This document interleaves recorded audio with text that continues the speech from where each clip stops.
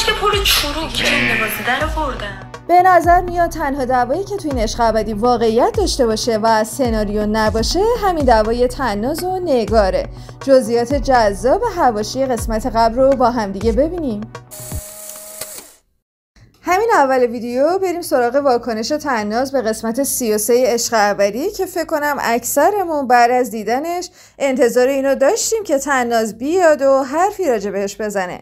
تیک و تاک زدن‌های با برنامه و منظوردار شاهین بالاخره از پشت ابر در اومد و شد آنچه که باید میشد و با توجیه‌های مکرر شاهین در مورد رفتارش و حتی حمایت‌های عجیب و غریب تناز از اون فکر کنم بیشتر مخاطب‌ها تو این شرایط بودن که یا ابا عبدالله پنج تن آل ابای فاطمه زهرا بلقیس بهتره میشه توی تلویزیون چیزی میبینیم. یه سری اشخاص توی اون تلویزیون هستن. خب من میام با پارتنرم که میخوان به من نشون بدن که پارتنرم دارم صحبت به تو چه که حالا تو اون تلویزیون میخوای بگی که منم بودم. آقا دوربینا ایوه الناس من بودم، به من نگاه کن، با من چرا به من نمیپری؟ به من بپر. نه منم اونجا بودم، چرا به من نمیپری؟ بابا ساکت باش. نه آخه منم بودم. بابا کی با تو کار داره؟ من دارم به دوست پسرم میگم نکن. کی با تو کار داره؟ چرا تو رابطه من پس بلند میشدی از رابطه دفاع میکردی؟ اون رابطه اگه ارزش داشت واسط یا اگه واسه طرف مقابلت ارزش داشت یه کار، اگه واسه تو و طرف مقابلتون رابطه ارزش داشت یه کار میکرد که کسی جرئت نکنه تو رابطه‌تون دخالت کنه. اگه با یه اینجوری رابطه به هم بخوره بذار از اولش بخوره دیگه. همه رو مقصر میکنین جز خودتون. آره من اجازه نمیدم تو رابطه‌ام دخالت کنی. تو هم میخوای اجازه نده دخالت کنی. خیلی ساده است. اینقدر نخواه جلو دوربین باشی. دیگه مشخصه دیگه شما دوتا که هم میشناختین اونجا هم برای اینکه هست نشین رفتین با هم تو رابطه. حالا ما رو اونجا ساده گیر آوردیم، ما هم نمیدونیم مثلا شما اصلا نمیفهمیم که ما شما دوتا همو میشناسید.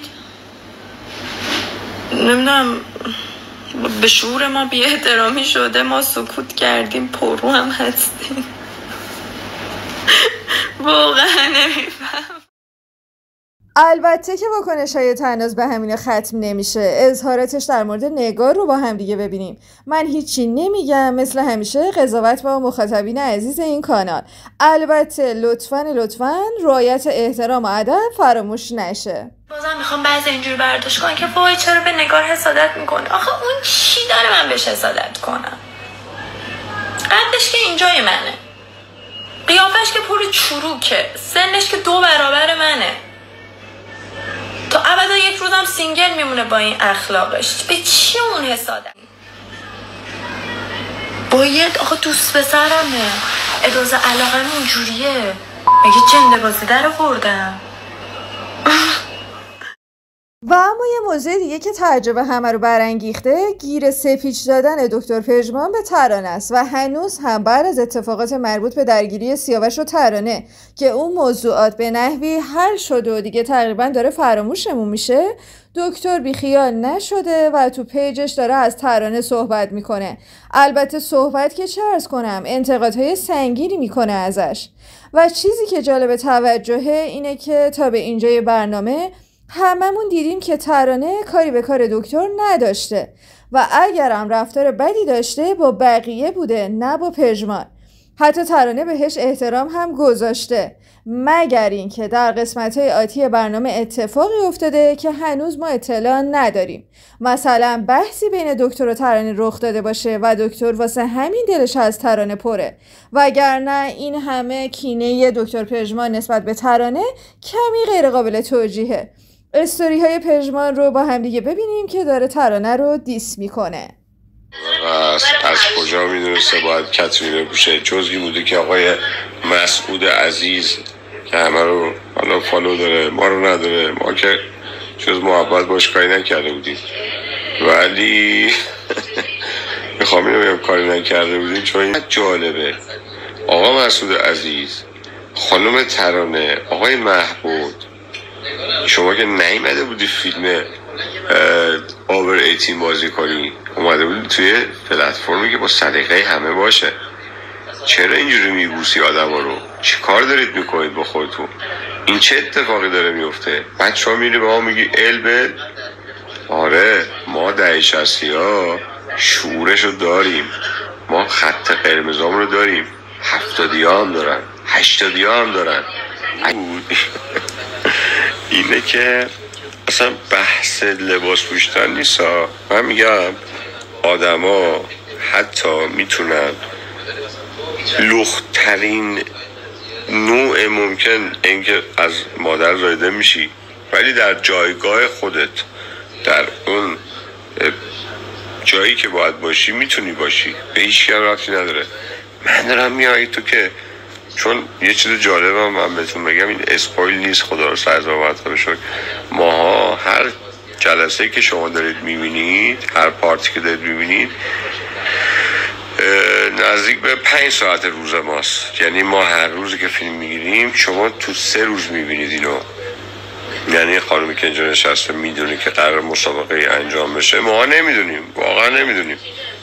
ما صبح پا میشیم مثلا انگار نه انگار میایم و واقعا از هیچی خبر نداریم که چه خبره. ولی اینایی که میدونن و دقیق این آدمه داره اون رفتاره رو تو اون فیلم ها انجام میده که آی صورتم، کارگردان داره نشون میده که دست خورده پالتو رد شده، آی صورتم، اینجا هم دارن این کارو میکنن. این آدمه داره اینجا رو میبوسه، بوسه نیست، این بوسه عاشقانه نیست، اینا مثلا یه چیز دیگه است، اوبریتینه. دارم بهتون میگم، یعنی بالا 18 ساله. اون نوع پوشش، من به پوشش خانوما کاری ندارم. من کی باشم مثلا در موردش حرف بزنم؟ هر کی باید بلد باشه کجا چی بپوشه و برای چه اتفاقی، و اگر که داری میپوشی بلد باشی، اگر دامن کوتاه میپوشی بلد باشی که چجوری میشینی، پا میشی. ایناست مد نظر ماها.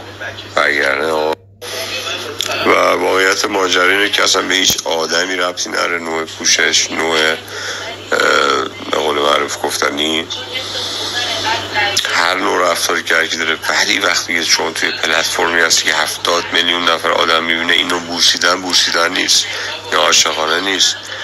اینه که من ناراحتم ازش. اینه که اگر تو بلد نباشی یه دامن کوتاه بپوشی که خیلی خوشگله، چجوری بشینی پشتی اون، از نظر من خیلی مشکل داره. از نظر همه آدم ها اینجوری ها. ما نه مذهبیم نه خیلی نسبت به این مسائل میپردازیم، میگم چون جایگاهش نیستیم. اما اینی که من دارم میبینم که دختر خواهر کوچولوی من اگر تو رو با این رفتارت ببینه که اینجوری داری یکی میبوسته با 2 نفر 3 نفر توی برنامه اینجوری، من خوشم نمیاد.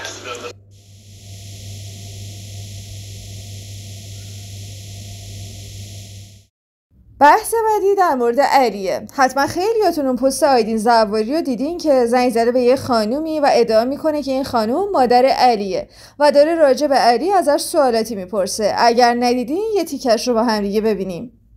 تماس بگیریم صحبت کنیم که ببینیم آقا واقعا ایشون حقیقت رو میگه یا نه. من لولم خیلی بالا. میخواید بپرسید زنگ بزنیم؟ خوب هستین؟ و پسرتون خب تو برنامه خیلی دیگه قهرمانی شدن و همه دیگه بودن که من قهرمان کشتی هستم و خب یه شکستگی در گوشش هست و توی تیم ملی بودم. می‌خواستم ببینم آقای شومینه ایران که بله خب باشگاه میرفتن، ولی در ارتباط با قهرمانی من چیزی در جریان قهرمانیش نیستم. خب فارغ از این که این تیکه علی که زنگ بزنین از مامانم بپرسید و اون اوایل برنامه خیلی اینو به کار میبرد، رو مخ بود و به نظرم ناخودآگاه بود چون میخواست یه جورایی به قول خودش خفن بودنش رو ثابت بکنه.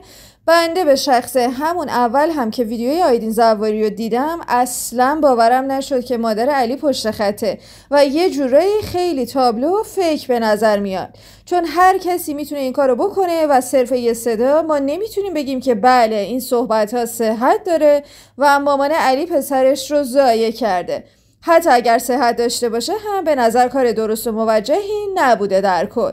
حالا به هر حال واکنش و ناراحتی علی رو نسبت به این قضیه با هم دیگه ببینیم. خیلی دوستتون دارم، امیدوارم حال دلتون خیلی خوب باشه. یه چند تا نکته، همون جوری که میدونید عاشق تک تک تونم، اونایی که همتون میاید نگاه میکنید، دایرکت مسیجای خوب بهم میدید. دمتون گرم تک تکتون. راجع به یه قضیه میخوام باتون صحبت کنم، اینه که یه سری انسان ها میان سوء استفاده میکنن. اوکی؟ میان سوء استفاده میکنن از چی؟ از مردم ساده. من قضاوت میذارم با خود مردممون که خودشون قضاوت کنن، خودشون تصمیم بگیرن، خودشون بگن که چی درسته چی غلط. یه آقایی بود، من خودم تا چند وقت پیش نگاش هم میکردم، فکر میکردم برنامهش واقعیه.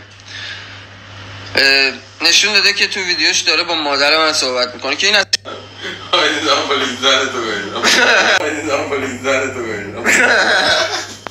دوستم میگه چرا مثل عشق ابدی اونجوری نبودی که بری بگی فلان.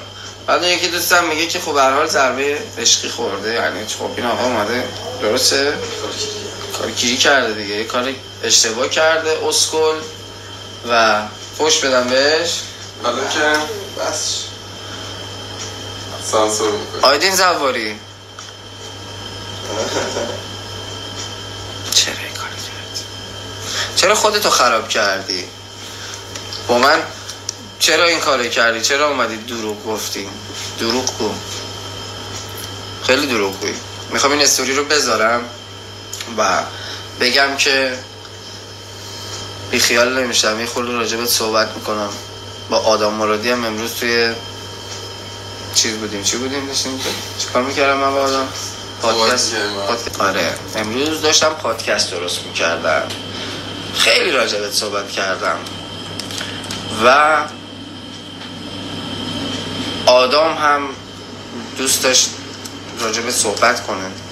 میدونیم آدمایی که مثل تو هم خب دنبال محتوایی میگردن، میرن به دروغ هم یه محتوایی میسازن، یه روزی آبریسی اینا رو میگیریم میبره پلیسگاه، دعواشون میکنیم میذارتشون زندان. کی؟ آیدین زواری؟ اصلا عشقش اینه که فقط من کشش کنم. نه؟ میخواد امتیاز بگیره از اسمم، میگی زب خود صدات نگفتم، میگی زب کردن صدات. بچه ها زدن به سیما خط. آخه خیلی کار بدی کرده دیگه، اومده مثلا به دروغ به مامان من هر چی بهش فکر میکنم هر چی بهش فکر میکنم نگفته. مثلا این میره خودش با مامانش یه تصویری درست میکنه نشون میده که اون صدا این صدا نیست، خودش میاد رو تریبون. بعد من خاک بر سرت، با تمام وجود و قلبم دوستتون دارم، تمام کسایی که منو دنبال میکنید عاشقتونم. ببین چشمم، یه چشمک برای تو، یه چشمک برای تو.